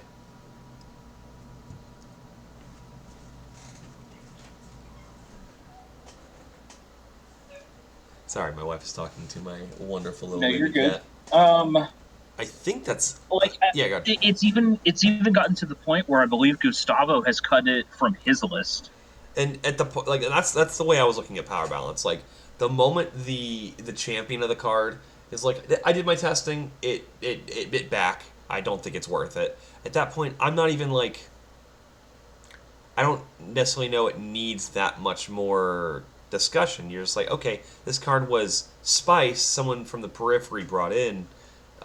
Let's see if they can cook with it. And if they decided it's not even in their kitchen anymore, I don't know if I'm like, I don't know if it's If six. I'm Yeah, yeah if show turns around and tells me Orb of Dreams is no longer it because I mean, it's a hard stacks piece. Null Rod, Blood Moon, they're always going to cut two ways on occasion, hmm right? I'm okay with that, but like, it's the it's the inability for our opponents to do fucking anything that really draws me to cards like Orb of Dreams and Blood Moon, and yes someone's like, yeah, but what if Malcolm Kedis just gets dockside or just continues to play the game because they have treasures? I was like, I'm playing Tempo Magda. I just kill Malcolm 3 times and then he's just sad for the rest of the game too.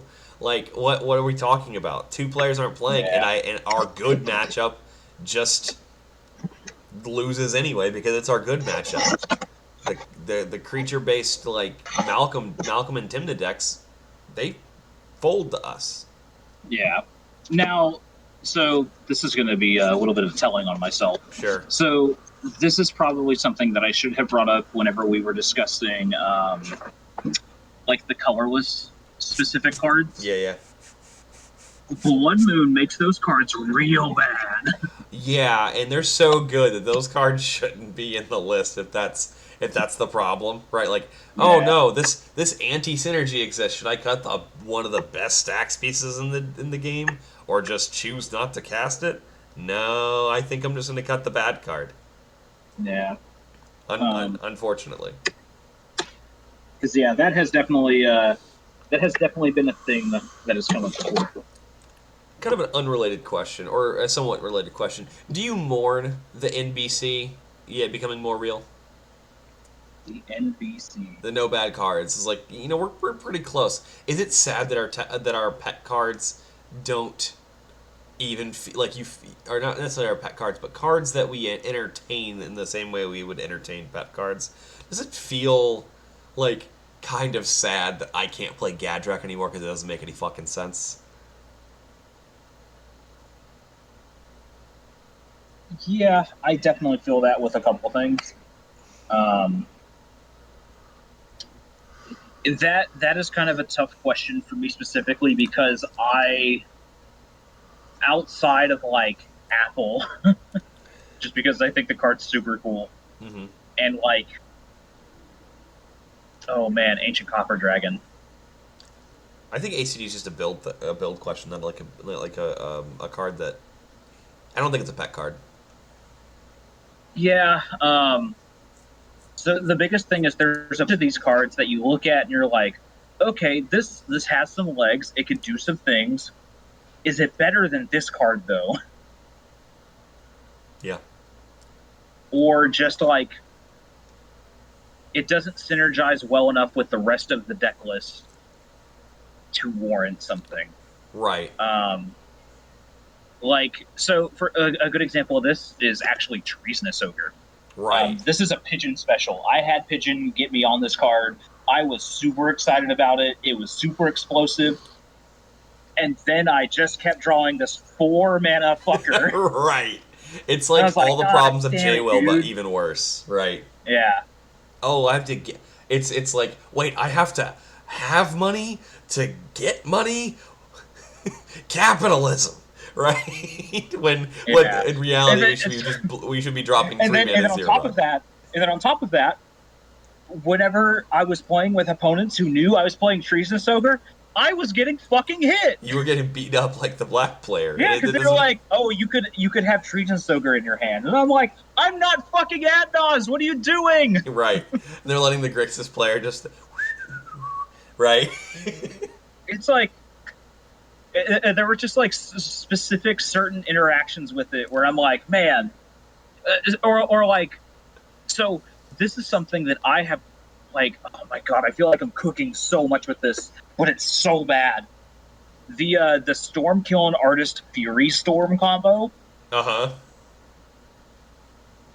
Wait, It's what? you make it okay. So Storm Killing Artist, three in a red, so four Yep. mana for a Caster dwarf copy. shaman. Yeah, yeah. Yeah. Cast your copy, make a treasure token. It's a 2/2. Mm-hmm. Fury Storm is a four mana instant. It's two red red. You copy target instant or sorcery spell, and then as a cast trigger, you copy it for each time you cast your commander from the command zone this game. Oh, You may choose right. new targets for the That's copies. funny. So the copy of Fury Storm can target the original Fury Storm, which Card's you know busted. you keep making infinite copies of Fury Storm, Yep. which if you have Storm Killing Artist in play, makes infinite treasures. Sounds great in an Is It deck. Sounds bad in a red deck. And that's the problem. It is a four mana 2/2, which, so it's something that I keep looking back on because we just keep adding more instants and sorceries to our deck. I don't know if 20 is the lowest number that we can start playing Stormcloak Artist for, but it is a card that I have been increasingly been looking at. I'm gonna be complete. Fury Storm, however, oh my god, why does it have to be four mana? I'm gonna. I mean, it's good we're talking about this. Looking back, because Stormkill is definitely in that realm, and I might actually put it in there just for shits and gigs because I think it's a interesting card. Um, but I look at Stormkill is to red in the same way that I guess red is in Magda because I don't really Uh-huh. consider any of the other red decks like real at this point, even Godo. Stormcloak Artist is a blue card. Stormcloak Artist is not a red card. I know it's a blue card, but what I'm saying is like I look at it the same way that like Kitten functions in a lot of in mono blue, for example. Like in a deck where you're playing the long game and can realistically go to beats with Urza, um, Kitten is phenomenal. Your eggs make dudes that beat people to death. Yep. Most Power Receptor Urzalis aren't on Kitten, right? Even though they could be, because 4 mana is a lot to ask in a CDH game that doesn't do anything. Do nothings Yeah. are bad, and Or it's like it's gotten to the point where we're no longer playing Gimli or Glowin, depending on your build. right, You're no longer playing, even like Goblin Matron, Hanger Scrounger, Fury. right, Um, I mean, what else used to be considered like an auto staple? Oh, people have done the biggest 180 on Chisgoria and Academy Manufactor, and people are not playing Proteus Machine anymore right, because we just have better cards. People upgrades. People. right. So I think I'm gonna go out on a limb and say that that Stormkiln, despite the fact that special guest version I got is gorgeous, uh, I don't think I'll be slotting into the Magda anytime soon. It's probably gonna go into like Yeah. I don't know Rowan. I think Rowan runs it. I'm not sure. Anyway, let's go on to the Siege the Greybeard part of the. This is our kind of final segment because I Mhm. know that with Bloomburrow and Bloomburrow might give us a mono red card that's stupid. It's a dual color set. It's a heavily dual colored set if I had to guess, because we've had a lot of not dual colored sets, right? AC is decidedly no. Actually, AC doesn't count, but MH3 was not very dual colored, right? Kinda. It had draft It had signposts. elements. Yeah. What was before MH3? Thunder Junction. Yeah, Thunder Junction wasn't like it. it's most of its multicolor spells lived in the. I mean, it was like a 3-color environment, so it was pretty. Yeah, pretty much. It played pretty nicely. It didn't have like, it's not doing like gold card tribal in the same way that like Ravnica does, right?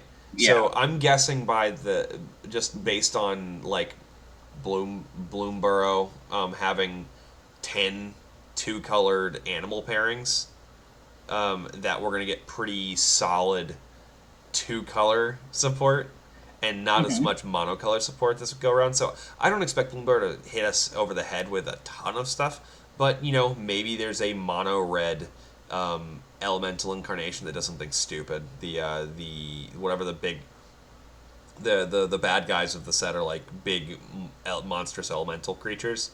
So maybe the red one will be something interesting for us, but probably not. It'll probably be something like Soulfip, which I'll take. Yeah. Anyway, moving on to the Greybeard part. So, the topic this month is playtesting efficiency. Playtesting efficiently.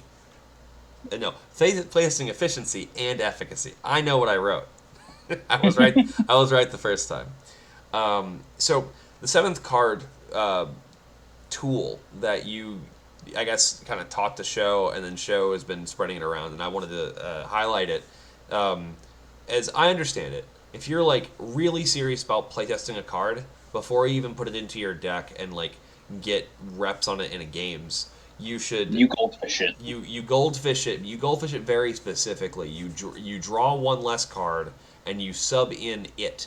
And how does it feel at that point of the?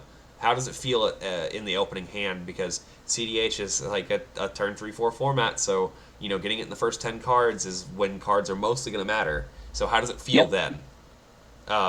And that's like the first step, right? Yeah. Um, so this was kind of something that I found with power balance. I saw it in my opening hand and just kept thinking, literally anything else, please. Right, because it's such a tempo bomb. It like Like bomb in like a bad way. yeah. Um, so basically, for like a very quick breakdown, I know you kind of have it written out here, but you essentially just have the 7th card of your hand be whatever you want to playtest, like whatever you want to keep. Just have it be the last card. Mm-hmm. And then once you have enough games with it in your, or goldfish actual playtesting, whatever you want to do with it, Yeah. and you decide, hey, this card's pretty good in my opener, or is at least playable in my opener, let's just naturally put it into the deck and see what happens when I draw it. Just playing the game naturally.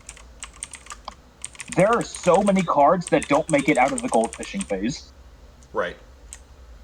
Like, it's in your opening hand. Where would you want this otherwise? Which it is a kind of biased playtesting thing, because like if you did this with Portal to Phyrexia, yeah, no shit, you don't want that in your opener.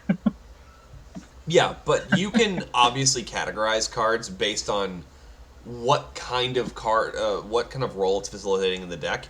If there's cards and you can identify cards that this is always the bottom. It doesn't matter. It's the first bottom every single time, right? Yep. That's spine. Spine of that's Bishop, clock, Portal to Phyrexia, clock, yeah. right? Because I'm not casting that. That's a pain in the butt. It's like, get that the fuck out of here. Right, exactly. And you can identify those, and you're like, I'm a mold of 6 deck, right? It's gonna happen. I don't have to worry about those cards. If I have both of them, I'm gonna bottom both of them. Exactly. Right. I will probably mull it. I'll probably mull it additional time if I can't bottom both of them, right? Because the hand probably isn't that great. Because the hand just sucks. Right. You don't have any acceleration. So, but most cards you are looking to get them regularly, right? And that's why we've cut a lot of mid-range cards, because they live in that really uncomfortable zone of, do I play into this, or do I bottom it because I can't play into it fast enough, right? That's why we don't run Goldspan. That's why we don't run Gadrak. Oh, Gadrak's 3, but that's why we don't run Ancient Copper Dragon as much, right? But even like, with Gadrak being 3, that's still like just an insane number for some of these things. Right. Like, if the deck is getting so lean that if it's not effectively 1 or 2 mana, it has to be busted. Yeah, no, you. It really does.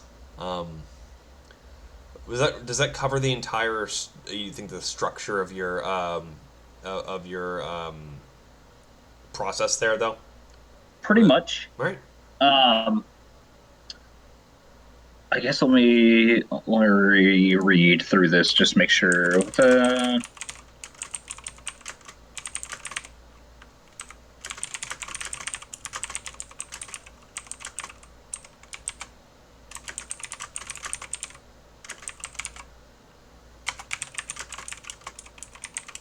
Yeah, that's a pretty good description of it.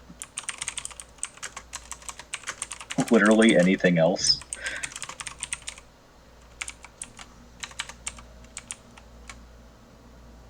There you go. I thought that was a good quote to have in there because I've definitely had that with testing. Ubamask has been that before because I was like, oh, this is a white green stack. I wonder what they're gonna have in their opening hand. Oh Right. my god. All right. Yeah. So I've got a couple other playtesting and gold fishing strategies that I want to talk about.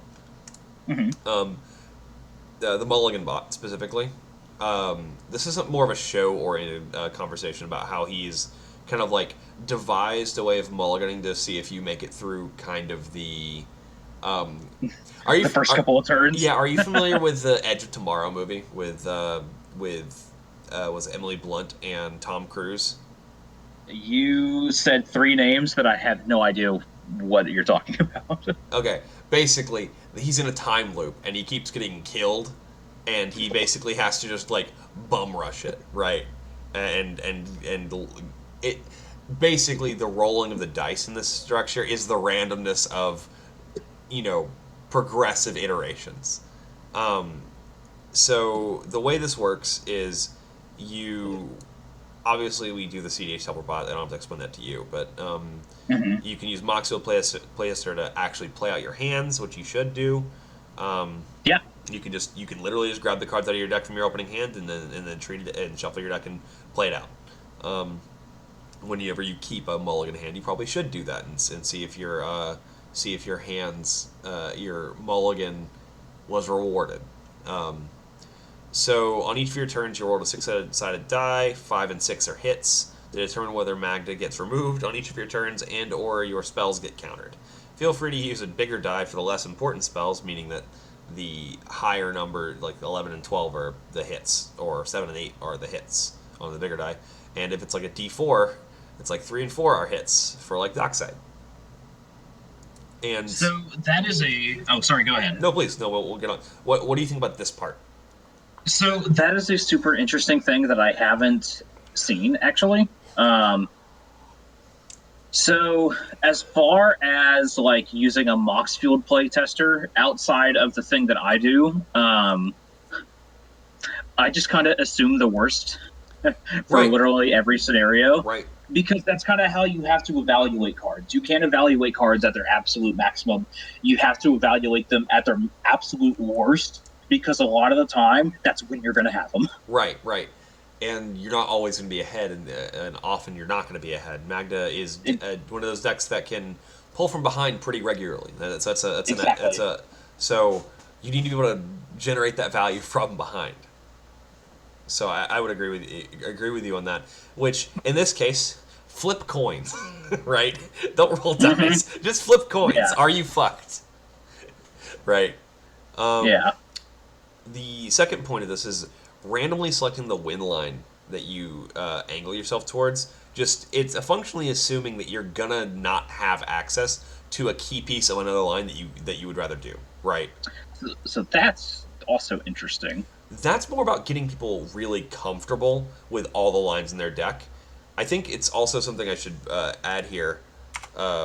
Always play out your lines from start to finish. Yes, that is the number one thing I think people are not doing correctly. Right, It doesn't matter. So, like, even when my opponents have picked up their cards, just go through it. Make right, sure that you can actually do it. I mean, don't get me wrong. Submit your result. right, You won. You won that game, and then go. I wonder if I actually killed him. right. I mean, I'm not sure it's as valid like at an event, but in every practice game, in every scrimmage game we do on Dwarf Day or on FNF, like you better be practicing. Yeah. If someone And then like and no one on the table, especially on the server, is going to be like, no, don't learn how to Magda better. Everyone's going to be like, yeah, no, kill us, right? So yeah, you it's got you got to do it, I mean, even me specifically, when I know that we are dead on the table, make them play it out. They will fuck up. right? Absolutely, like if you winning the game is determined by an opponent messing up, let them get to the point that they can. right? Absolutely. I only scoop in friendlies when I don't care if my opponent has the win. Exactly, right? Right. And then like I play a bunch of games at my locals where I all right, I have infinite treasures, and then everybody starts picking up their cards, and I tell them, I was like, wait, uh sit here because I need your stacks pieces in play, because this is going to make this win line very interesting, and I need to know if it actually does it. That's yeah. No, I have absolutely told people about your bingo card of win lines. Like I don't know what coffee shop you're gonna get your what dwarven coffee shop you're gonna get your free macchiato from for inventing new win lines that you then complete at F and M. But you're gonna get it. Mm-hmm. You're probably gonna get two. Well, I mean, because like, and on top of that, just basically the way that I do it is that I kind of, as far as like looking at my win scenarios go, I just kind of do one that I feel like doing, whether it's the fastest or is the so rather safest is always number one priority. We need to win this game. Right.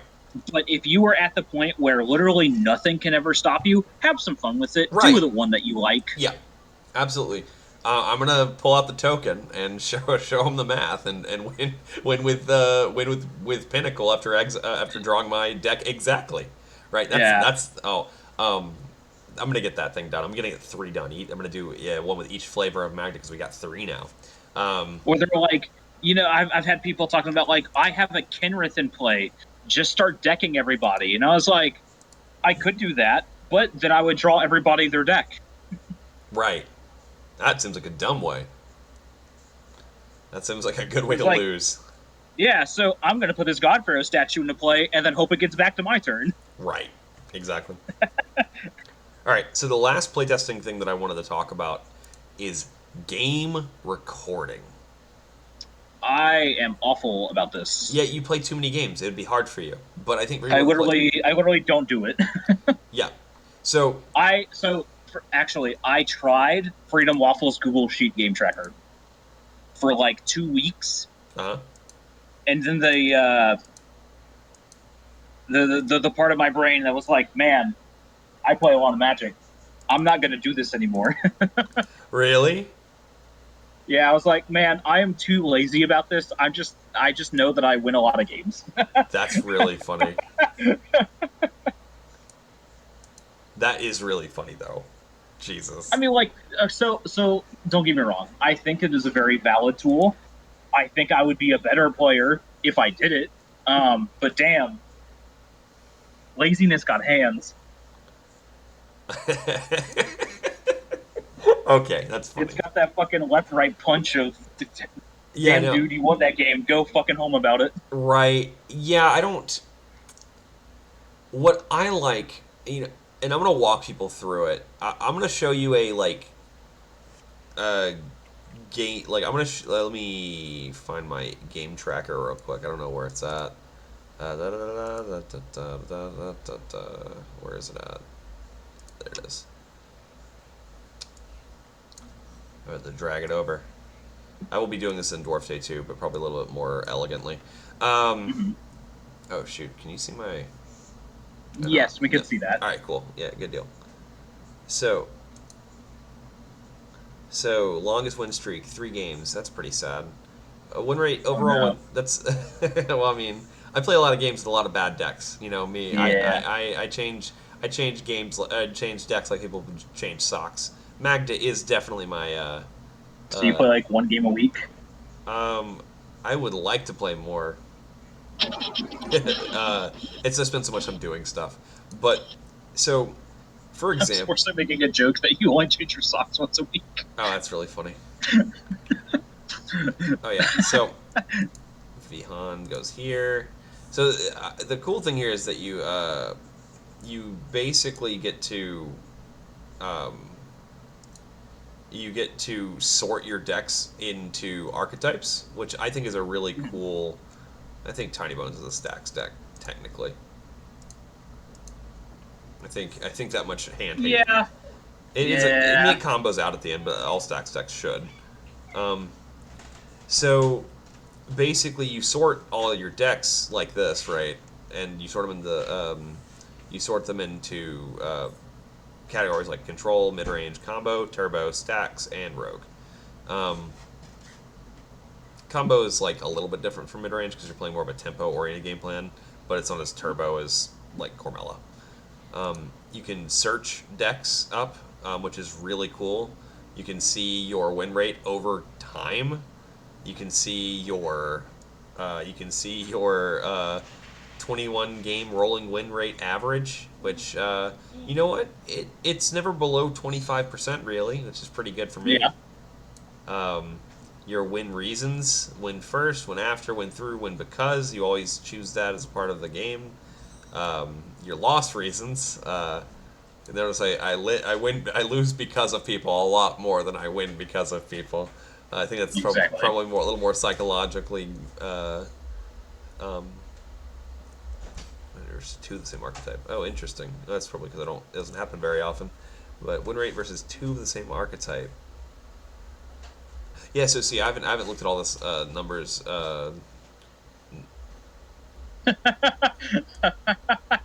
I'm so sorry. That games played versus date graph is so funny.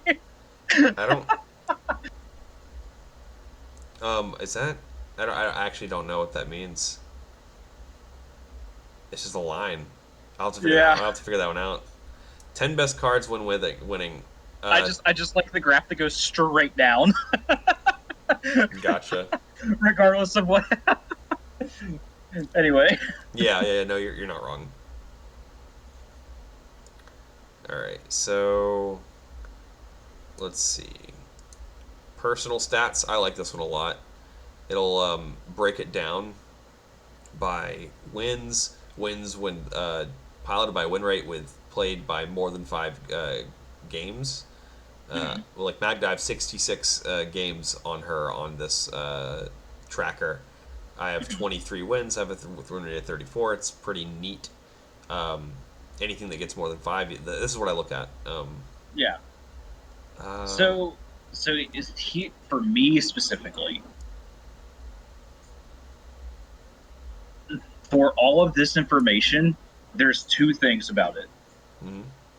I'm too stupid, and I don't care.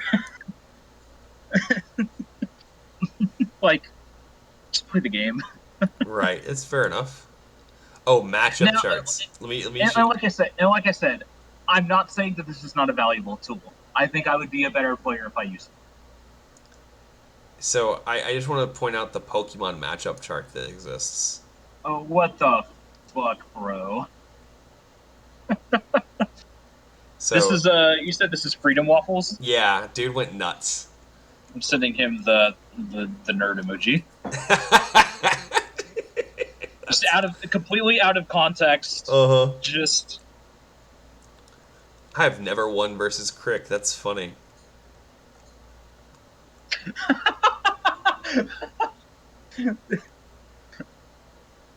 so crazy. Oh man, I won versus Thrasios Bruce because Dawnwaker's a bad deck.